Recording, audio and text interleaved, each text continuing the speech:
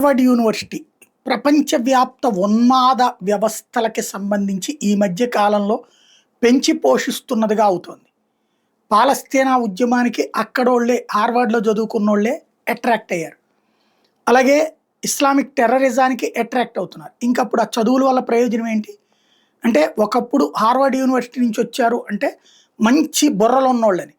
ఇప్పుడు ఇట్లా అర్ధమేధావుల్ని లేకపోతే విచిత్ర మేధావుల్ని తయారు చేస్తున్న పరిస్థితి. దీనికి కారణం సోరోస్ చైనా ఫండింగ్. అలా వేరే దేశాలే తీసుకోవడానికి వీల్లేదని చెప్పింది ట్రంప్ అడ్మినిస్ట్రేషన్, ఒప్పుకోలే. దాంతో యుఎస్ ఎయిడ్ ఆపేశారు, విలవెల్లాడింది, కోర్టుకు కూడా పోయింది. ఈలోపు ఇప్పుడు విదేశీ వాళ్ళని చేర్చుకోవడానికి నిరాకరిస్తూ ఆదేశాలు ఇచ్చారు. హార్వర్డ్ యూనివర్సిటీ నిధుల్లో కోత వేసిన ట్రంప్ ప్రభుత్వం తాజాగా మరో కీలక నిర్ణయం తీసుకుంది. యూనివర్సిటీలో విదేశీ విద్యార్థులను చేర్చుకోవడానికి ఉన్న అనుమతిని రద్దు చేస్తున్నారు న్యూయార్క్ టైమ్స్ పేర్కొంది. ఈ మేరకు గురువారం వర్సిటీకి అంతర్గత భద్రతా విభాగం లేఖ రాసినట్టు చెప్పింది. నిర్ణయం తక్షణం అమల్లోకి వస్తుందన్నారు. అంటే ఈ ఏడాది నుంచినే లేదు హార్వర్డ్ యూనివర్సిటీలో అడ్మిషన్స్.